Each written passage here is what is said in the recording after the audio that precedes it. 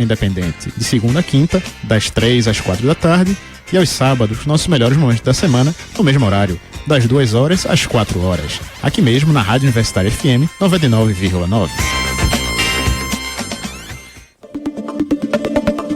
Jornalismo, crítica e diversidade. Programa Fora da Curva. A gente fala o que a maioria cala.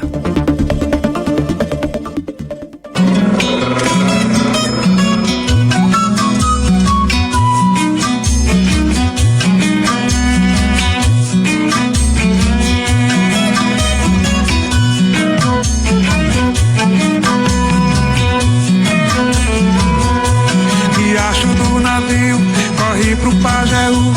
O rio Pajeú vai despejar do São Francisco. Rio São Francisco vai bater no meio do mar.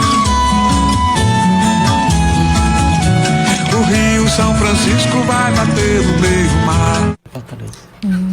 Bom dia, ouvinte da Universitária FM 99.9 MHz e da Universitária AM 820 kHz. São 11h30 e começa agora o Fora da Curva.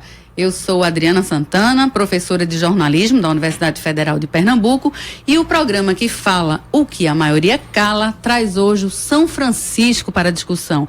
O que nós podemos esperar da transposição do Velho Chico. Você já pode participar mandando comentários, perguntas, dúvidas pelo facebook.com/programa Fora da Curva. Estamos ao vivo por este endereço e também pelo facebook.com/99 Universitária. Também estamos em praticamente todas as redes sociais, viu? No YouTube, no Instagram, no Twitter. Essas redes estão sendo pilotadas por nossas alunas e alunos de rádio, TV e internet e também de jornalismo.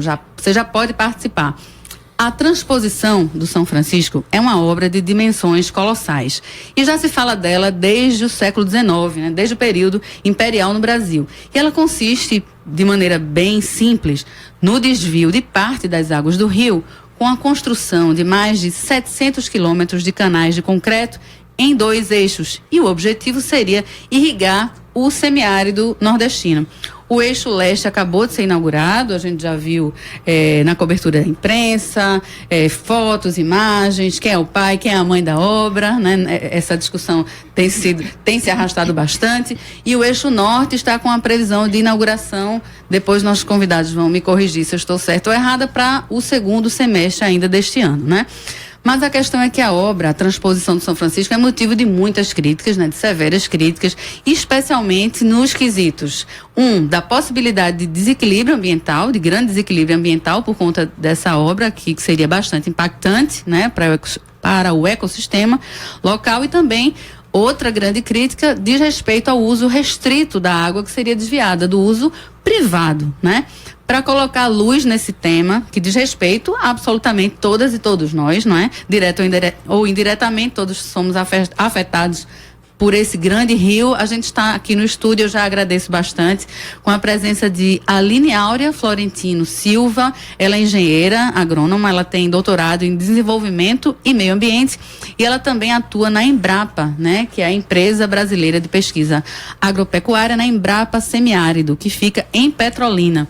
Também aqui no estúdio eu estou com Antônio Barbosa, que é sociólogo, e ele coordena pela ASA. A ASA é a Articulação do Semiárido Brasileiro, é uma rede que congrega várias associações e organizações não governamentais. Antônio coordena 2 projetos bem importantes. Um se chama P1+2, que é um projeto Uma Terra e Duas Águas, e também coordena o projeto Sementes do Semiárido. Essas ações fazem parte do Programa de Formação e Mobilização Social para a Convivência com o Semiárido Brasileiro. Muito bom dia, gente. Bom dia, Adriana. Bom dia a todos os ouvintes da Universitária MFM. É um prazer estar aqui com vocês diante desse debate bastante diversificado. Bom dia, Adriana. Bom dia, Samarone. Bom dia aos ouvintes do Fora da Curva. E vamos discutir, que eu acho que esse é um tema importante, inclusive colocar luz sobre esse tema. Eu acho que é importante para o Nordeste, para o Brasil, né? Então, acho que é uma temática importante. Bom dia também, agradeço a presença de Samarone Lima, que é o nosso comentarista, jornalista da Marco Zero Conteúdo. Bom dia aos ouvintes. Vai ser um debate super importante, essa questão da água e da vida, né? Gente, eu queria começar com uma pergunta que eu sempre quis ouvir na imprensa tradicional, digamos assim. Até agora eu não escutei, eu não li, não assisti. Começar perguntando a você, Aline Áurea. A obra é importante, a transposição do São Francisco. Ela tem ganhos? Obrigada, Adriana, pela oportunidade de participação, e a pergunta para mim é bastante oportuna.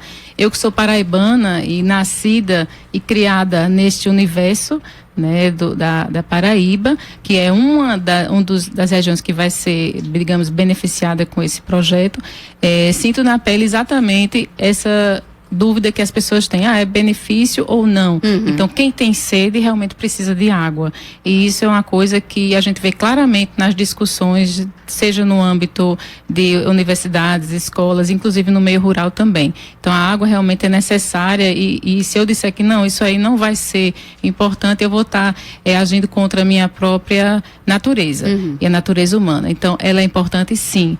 Se foi feito um projeto, que se foi elaborado e pensado da maneira mais otimista e coerente e idealista possível, isso aí eu não posso dizer, porque existem uma série de normas a serem seguidas na hora de se colocar o projeto em prática. Algumas normas estão postas e são bem delineadas, outras nem tanto. Então a gente tem uma série de perguntas e questionamentos em cima disso para haver os ajustes necessários para que esse projeto realmente consiga sanar uma parte dessa necessidade da população. Antônio Barbosa, que tipo de ajuste seria esse? O que é que falta? O que é que faltaria para a transposição ser uma obra efetivamente que trouxesse ganhos efetivos para a população brasileira, destacadamente a população nordestina que vive no semiárido brasileiro? Primeiro, assim, que essa pergunta ela requer talvez alguns outros comentários, ainda que breves. A transposição do Rio São Francisco está no imaginário do semiárido do Nordeste. Desde sempre, né, Antônio? Desde sempre, sim. Está associado, inclusive, à perspectiva das nossas histórias de seca. Né? Assim, esse ano nós estamos comemorando aí os 100 anos da Revolução Pernambucana, 200 anos da Revolução Pernambucana. Isso. E parte dessa revolução está associada a uma seca no ano anterior, em 1816. É importante dizer que depois de 1816, a outra grande seca que aconteceu foi justamente em 1846. E é dessa seca que surge a transposição do Rio São Francisco a partir de Dom Pedro, e por aí essa caminhada toda que todo mundo conhece. Ninguém deve ser contra transpor água. Eu acho que essa água todo mundo merece. Agora, quando você vai, se eu pudesse fazer uma opção por alguma outra coisa mais barata, mas a transposição é muito cara. Se a gente olhar, assim, tem informações que são dúbias. Você fala que a transposição vai levar água para 12 milhões de pessoas. Parte desses 12 milhões, na verdade, são das cidades, de Fortaleza, que nem semiárido é. Exatamente. E de Campina Grande. Das populações rurais, na verdade, de muito pouca coisa tem da transposição. Você fala, inclusive, em levar água para 390 municípios. Mas para todos esses municípios, a partir do canal da transposição, precisariam fazer novos projetos, inclusive, de adução, ou seja, de levar água para esse lugar. Só para o ouvinte conseguir materializar essa discussão melhor. Atualmente, com um projeto sem nenhuma alteração, o projeto está sendo implementado hoje, foi implementado há algumas semanas. Quem vai se beneficiar com o desvio de parte das águas do São Francisco? Cidades, é verdade, ou seja, com abastecimento humano, basicamente Campina Grande, zona urbana, Fortaleza, mas esse não é o beneficiário principal. Né? Assim, na verdade, ele tem parte da sua água, vai ser para perímetros irrigados. A água que vai, inclusive, para Fortaleza, que passa primeiro no Porto do Pecém, parte dessa água, inclusive, é para termoelétrica, ou seja, são para outros usos. Então, o uso final, na verdade, para pessoas é um uso pequeno. E ainda vai depender de um conjunto de outras obras. O agricultor familiar, o pequeno produtor, ele vai receber essa água ou não? Muito difícil. Vamos ver o seguinte, nós somos, olhando só para o semiárido, nós somos 23 milhões de pessoas no semiárido brasileiro. Desses 23, 9 milhões vivem no meio rural. Nós estamos falando aí de todos os estados.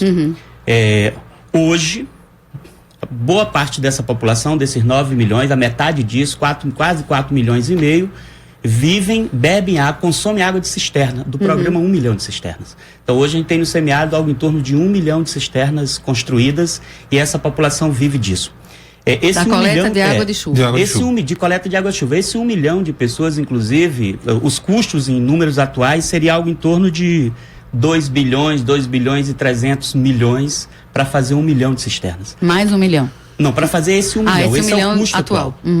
O custo da transposição, falando só do eixo leste e do eixo norte, né, o que se anuncia sair até o final do ano, em valores atuais está em 9,6 bilhões.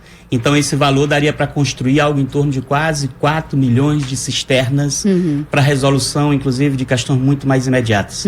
Essa água não vai chegar para a população rural. E esse é um dos problemas. É só um dos problemas. Tem um conjunto de outros problemas relacionados à transposição. E nós não estamos falando nem de gestão, nem manutenção, nem uso da água, até falando de uso. Ou seja, tem um conjunto de outros problemas, para além dos problemas ambientais, que aí nós estamos com a nossa especialista. É isso que eu ia perguntar. A Aline Áurea, que fez doutorado na área, né, em meio ambiente e trabalha em Petrolina. Eu queria entender, já se fala bastante, pelo menos em meios não tradicionais, que se você for procurar na imprensa especializada, se você for procurar em sites de organizações como, por exemplo, a ASA, a gente vai encontrar várias discussões sobre uma necessidade que seria prévia, né, e urgente de revitalizar o São Francisco, revitalizar as margens do São Francisco antes que se fizesse qualquer trabalho de desvio, né? Fala-se também na morte do rio. O rio morreu, o rio está morrendo. Essa revitalização foi feita, ou foi feita de modo falho? Que eu queria que você comentasse sobre isso. Do valor, todo o valor orçado em cima do projeto, existe um percentual em torno de 30% a 40% que é para revitalização. 30% ou 40% da obra. Da obra, total. Porque em torno de uma quantidade muito grande do material que vem do saneamento dessas cidades que estão no entorno do São Francisco, elas são depositadas exatamente no rio. Certo. Então a gente tem uma carga muito grande dessa material de esgotos que está indo para o rio. Então, se não tratar dessa revitalização, realmente não tem como fazer transposição nenhuma. Esse trabalho tem sido feito já há muitos anos, inclusive junto com outras organizações, como por exemplo a própria Univasf, ela trabalhou na catalogação do ambiente aquático da Universidade do Vale de São Francisco, em cima de catalogação, de produzir os herbários, quer dizer, a informação sobre o que tem, o que a gente tem e tentar revitalizar isso está acontecendo. A minha preocupação como ambientalista, tratando lá na frente dessa história, é como isso vai ficar depois da chegada da água do São Francisco. A consequência, né? A consequência, porque se eu tenho uma fauna, todo um ecossistema aquático já existente nesses açudes que vão receber as águas, quando a água chegar, como é que isso vai ficar? Tudo bem que existe um grande investimento nessa catalogação, nessas informações, mas a interação desses organismos que chegam com os que já estão ali é algo ainda muito complexo. O ambiente está sendo completamente alterado. Então, quais consequências? A gente precisa estudar um pouquinho mais. Daí a importância de se agregar pessoas, parcerias, instituições que possam colaborar com isso, que não é que está bem terminado, não. Precisa realmente avançar nesse sentido. Gente, a gente escutou. Diga. Acho que tem um elemento, quando se fala da transposição do Rio São Francisco, se fala muito da água, mas meio que se abandonou a história do rio. Exatamente. Assim, a gente vive uma situação hoje no Brasil, no semiárido, nós estamos numa seca aí de 6 anos. Essa não é só a maior seca dos últimos 100 anos, essa é a maior seca que se tem de registro na história desse país, da chegada dos portugueses até hoje. Muitos especialistas já dizem que esse pode ser um novo padrão, já que não segue nenhum outro padrão, pode ser um novo padrão, e as águas meio que desapareceram. Esse é um fenômeno. Então, quando a gente fala morte do São Francisco, a gente não está exagerando muito não, né? Assim, só para vocês terem ideia, quando a transposição foi anunciada de uma forma mais assim, comemorativa, inclusive pelo próprio ministro Ciro Gomes, se dizia o seguinte: nós vamos tirar a água do São Francisco e tem uma vazão segura, ou seja, que vai descer de água, de 1.800 metros cúbicos por segundo. Isso significaria o quê? Isso era muito, assim, era o mínimo que o rio poderia passar de água, ou seja, teria menos do que isso, não passaria. Só para vocês terem ideia, tem dados aqui da ANA de hoje. Agência Nacional de Águas. Agência Nacional de Água, falando inclusive dos valores. O que é que está chegando lá já no mar? 705 metros cúbicos por segundo. Ou seja, se falava em 1.800.000 como valor mínimo, o mais baixo. Para 700 agora. Então, assim, ou seja, e quando você olha para Sobradinho, esses números são os números mais assustadores. Da barragem. E olha que nós estamos chegando no final de março, estamos no início de abril. Nós estamos numa seca que tem aí, eu falava, era uma seca que tem 6 anos, e nesse momento nós temos menos água do que nos 6 anos anteriores para esse período. Gente, Isso não é só São Francisco, é o conjunto das águas reservadas, inclusive no semiárido. Eu queria que a gente escutasse 2 pessoas, 2 agricultores que a gente foi ouvir. Eles são de Sertânia e estão vivendo diretamente, né, o impacto, seja positivo ou negativo, dessa obra. Vamos escutar, por favor? Meu nome é Nito, moro aqui em Sertânia, sou um pequeno agricultor. E sobre a transposição é uma ideia boa, de muito tempo que todo mundo sabe. Porém, hoje, depois de concluída, entre aspas, as obras não terminaram, o objetivo aqui principal está sendo jogar água para Campina Grande, abastecer Campina Grande. No geral, tudo é muito bom, que a água chegou, mas a gente não está podendo usar. Eu moro aqui perto, assisti, apesar de ser uma obra superfaturada, mas tá aí, a água tá aí para a população, só que a gente não tá podendo usar ainda, não tem tecnologia, não tem financiamento, e é por aí que a gente fica observando essa doutora da transposição de São Francisco. Meu nome é Rose, tenho 20 anos, sou do município de Sertânia e morava onde hoje é uma das barragens do Mochotó. A gente foi desapropriado, eu e outras famílias, e fomos indenizados. A condição era que, se a gente pegasse o dinheiro da indenização, não teria direito à casa na vila. Então, meu pai, por não querer morar na cidade, a gente pegou a indenização. Custo este que não deu para cobrir todas as despesas que a gente teve para construir a nova casa. Porque a gente morava em terra de herdeiro e uma parte teve que ser dada ao meu avô. Então, minha mãe, até hoje, ainda está terminando de construir algumas coisas da casa. Outras pessoas escolheram a vila, porém, também tiveram direito à indenização, tiveram um auxílio durante meses até a chegada da casa da vila, e hoje tem a casa no sítio, que foi advindo da indenização, e também tem a casa na vila. Então, eu não achei justo essa repartição que eles fizeram, porque primeiro eles disseram que a gente não podia, só podia ter direito a uma coisa, mas não foi bem assim que aconteceu. A gente não teve nenhuma vantagem até agora, ao contrário, o ambiente que foi feita a transposição sofreu muitos impactos.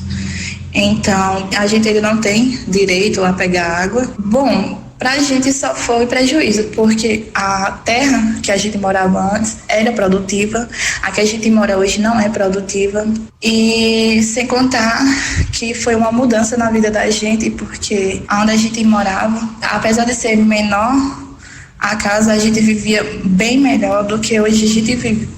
Exatamente pelo custo que a gente teve de mudança, de construção de casa, porque o dinheiro da indenização, por si, não deu para minha mãe construir a nova casa. Ela teve que tirar de recursos próprios para terminar a construção de casa.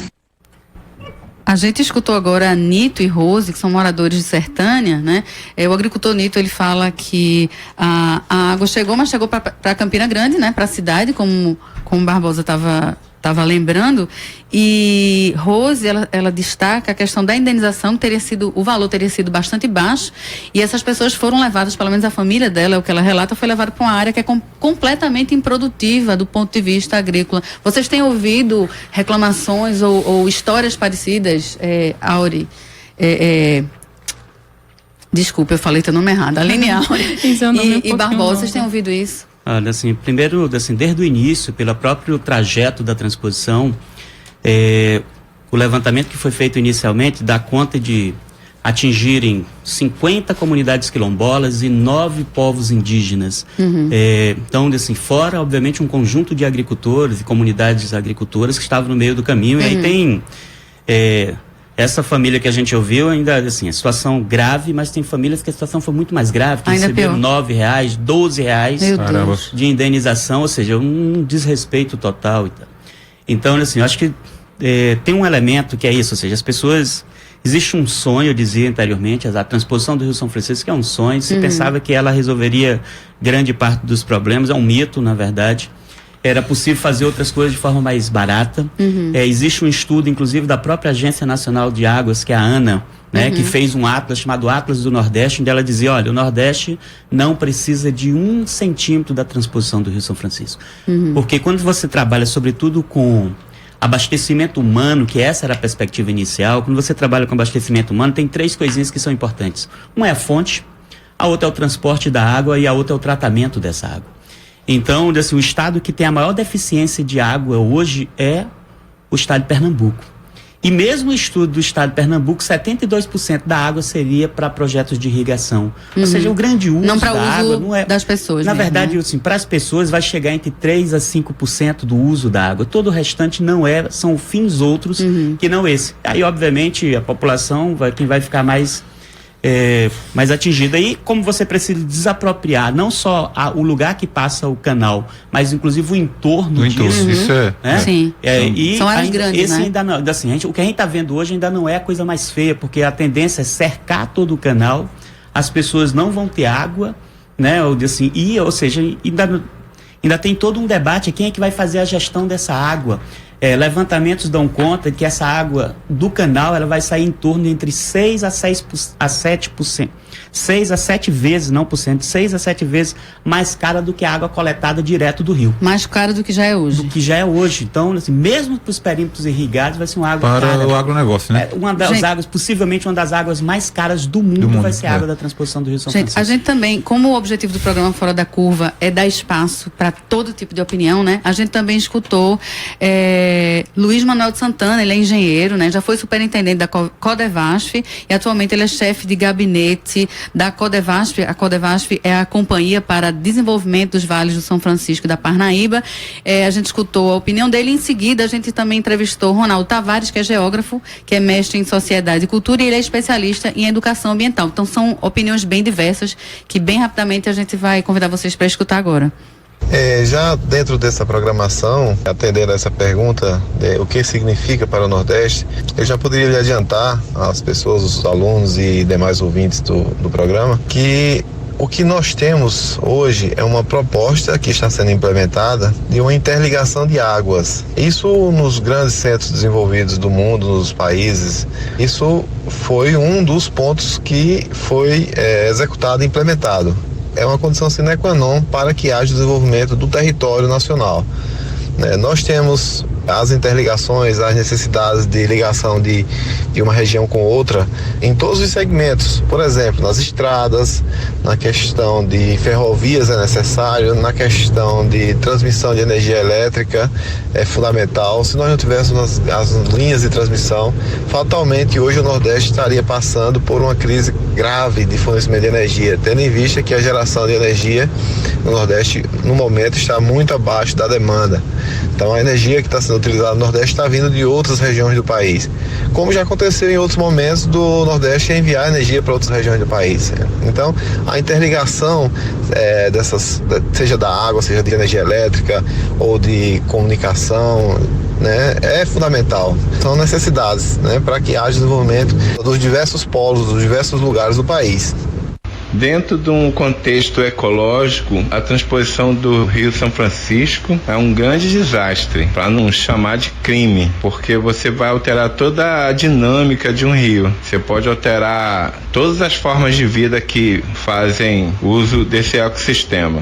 Dentro de um ponto de vista social, a crítica que se faz é que vai gerar um processo econômico voltado para a exportação baseado na irrigação, tecnologia avançada que só os grandes produtores podem fazer. Então você vai concentrar novamente a renda numa região que é historicamente uma renda super concentrada. Voltando para o aspecto ambiental, ecológico, na Rússia já se fez a transposição de um rio e esse rio secou, foi feito por um processo também de agricultura de irrigação para algodão e o rio secou, não deu certo. Era semelhante ao Rio São Francisco, com a diferença que o Rio São Francisco ele deságua no oceano e esse desaguava no mar interior, mas toda a dinâmica era muito semelhante, inclusive passando por uma região semiárida como é o sertão nordestino. Então, dentro desses aspectos, a transposição do Rio São Francisco é algo que poderia ser mais discutido com a sociedade, com os ambientalistas. Para você que está chegando agora, este é o Fora da Curva, o seu programa de jornalismo, crítica e diversidade. Hoje a gente está discutindo a transposição do Rio São Francisco. A gente acabou de escutar 2 depoimentos do engenheiro Luiz Manuel de Santana, que é da Codevasf, e a última entrevista foi com o Ronaldo Tavares, que é geógrafo. Samarone, aí eu te pergunto como é que a nossa imprensa tem feito, em linhas gerais, a cobertura sobre o tema, Sama. Eu vou pegar uma frase do que o Barbosa falou, que eu acho que talvez seja a tônica do que a gente vai viver ainda, né? Porque a gente está começando a saber o que está acontecendo. Quando ele diz, isso que a gente está vendo hoje não é a coisa mais feia, né? Então acho que o Brasil ainda vai demorar um pouco a perceber o que está acontecendo de fato, né, com essa obra. E assim, dá para perceber que há uma preocupação na mídia em falar essencialmente da obra, dos valores, né? E agora já entra a disputa pelos donos, né? Porque tem a eleição ano que vem, quando não se fala dessa questão do rio, né? É um rio que eu sugiro aos ouvintes, tem o site da ASA, asabrasil.org.br, que é essa articulação que hoje em dia tem mais de 3 mil organizações da sociedade civil, né? Que fazem um trabalho incrível no semiárido. E tem uma entrevista com o Roberto Malvese, o Gogó, onde ele faz essa crítica a essa questão da revitalização do rio, né? Quer dizer, você pega, inclusive o nome da entrevista dele é um rio transportado à beira da morte, né? Então o rio já tem milhões de problemas e você agora vai mexer na estrutura de um rio, né? Então essa cobertura é uma cobertura lembra bastante a cobertura que foi feita da Copa do Mundo, onde se falava das arenas, que seria maravilhoso, e tem estudo já, assim, tem um jornalista chamado Eduardo Amorim, ele fez um trabalho sobre o silenciamento da imprensa sobre o que foi feito nas áreas em torno da Arena Pernambuco. As pessoas simplesmente são arrancadas das suas terras, muitas morrem, entram em depressão, vão morar em lugares que não é de origem. Então é uma discussão que a gente precisa, o jornalista e a mídia precisa, na verdade, refinar, né? E aprofundar, na verdade. Eu vou ler aqui o depoimento de uma ouvinte, chama Fernanda Cruz. Na verdade, não é um depoimento, é uma pergunta. Gostaria que falassem sobre o custo dessa água para as pessoas. E Barbosa estava falando nos bastidores aqui anteriormente, né? Essa água está saindo mais cara, não é isso? Quanto é que vai custar? E as pessoas já estão com problema para ter acesso a ela hoje, né? Primeiro assim, vamos ver que inicialmente a gestão dessa água estava pensado para Chesf. Não vai ser mais, não é? Não vai ser mais, está se discutindo a ideia de uma empresa que possa comprar, uma empresa privada que possa comprar essa água, ela vai comprar, vai vender. O que eu dizia é que os números que estão colocados, se estima que essa água vai ser entre 6 a 7 vezes mais caras do que a água coletada diretamente do rio. Essa água vai ser vendida, obviamente, inicialmente para o hidronegócio, ou seja, para o agronegócio, para o hidronegócio. Para os de sempre, né? Para os de sempre. Tanto é que, assim, que um outro elemento que eu acho que é importante é que a água do São Francisco, você tira a água de uma região que precisa de água, de um entorno que precisa de água, e leva a água para onde já tem água. Então, na verdade, você está levando as águas do São Francisco, na verdade, para lugares que já tem água, para botar mais água ainda. E a qualidade dessa água? Como é que tá hoje ela? Nós estamos falando de uma água, imagine qualquer coisa, uma água onde o rio está no seu menor nível, desde a sua história do monitoramento do rio. O rio, ou seja, quase não passa mais água no rio. E aí tem outras consequências, tem a ver com o desmatamento do cerrado, pesca, tem um conjunto de outras coisas. Não tem mais pesca, ou seja, o rio está morto. Infelizmente dizer isso, mas o Rio São Francisco ele está morto, com vidas assim vegetativas. E dependendo de chuva, né? Que não deveria ser. Então a água, na verdade, ela vai ter um preço caro.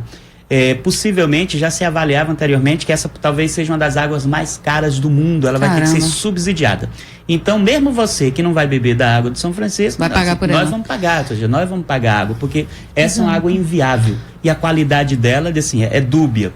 Agora mesmo tem essa semana, no início da semana, tem inclusive um alerta para que as populações não bebam a água do canal em hipótese alguma. Caramba. Até segunda ordem, que seria fazer um novo estudo, porque existe a perspectiva da água está contaminada. Então, assim, a gente está quase terminando.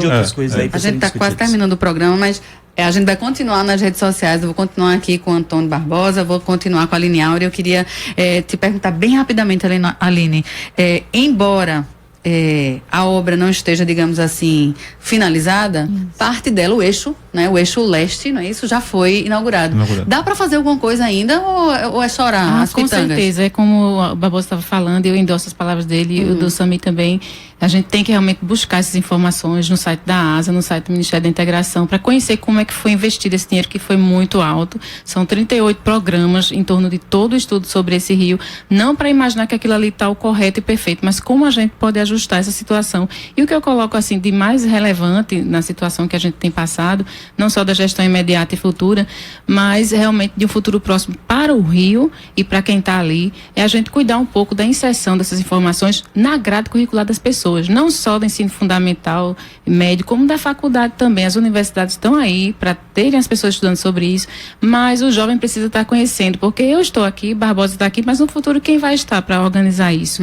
Então, hoje mesmo, conversando com a adolescente, eu disse, você já ouviu falar disso na sua história de 15 anos aí de escola? Não, mamãe, nunca ouvi falar sobre transposição na escola. Então, isso tem que ser inserido. Todo mundo acessando hoje o facebook.com/programa Fora da Curva, que a gente está falando disso. Esse programa continua disponível para todo mundo acessar. Infelizmente a gente vai terminando agora. Agradeço bastante a presença de vocês, Aline Áurea, Barbosa, Samarone. Quero mandar meu abraço rapidinho. Pode? Eu quero dar um abraço pro pessoal da Asa Brasil, que é asabrasil.org.br, que eu tive a oportunidade de trabalhar lá um período e faz um trabalho fantástico no semiárido. Parabéns, eu acho que eles têm uma contribuição grande nesse tema. Maravilha. O programa de hoje foi apresentado por mim, Adriana Santana, com produção minha e dos alunos do segundo período de Rádio, TV e Internet da UFPE. Muito obrigada a Ariel Maciel e a Malisson Cariello. Os trabalhos técnicos de hoje foram de Marco Antônio e a edição de áudio dos depoimentos foi realizada por João Lucas, que é estudante de Rádio, TV e Internet. Nas redes sociais hoje, a gente contou com Matheus Henrique e André Felipe, os dois estudantes do curso de jornalismo. O programa Fora da Curva, eu sempre lembro, é uma realização do Departamento de Comunicação da UFPE, com o apoio do Departamento de Sociologia, e a gente tem uma série de parceiros, como, por exemplo, o Núcleo de Rádio e TV Universitárias, a Marco Zero Conteúdo, da qual Samarone faz parte, o Centro de Cultura Luiz Freire, o Terral Coletivo de Comunicação, o Centro Sabiá, o Centro de Mulheres do Cabo e Mirim Brasil. O programa de hoje está lá disponível para ser escutado e assistido no facebook.com/programa Fora da Curva. E daqui a pouco a gente vai postar vídeos com os nossos entrevistados, com a Aline Áurea e com Barbosa, esclarecendo outras questões sobre a transposição do Rio São Francisco. Este foi o programa do dia 3 de abril de 2017. Amanhã você fica com a apresentação de Manina Guiar.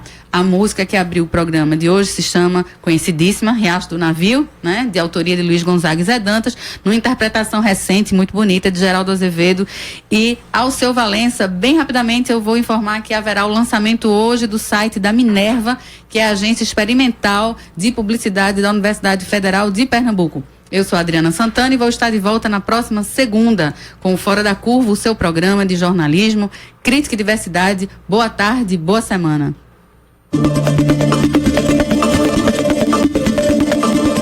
Fora da Curva. A gente fala o que a maioria cala. 12 horas. Universitária. ZYD 240, 99.9 MHz.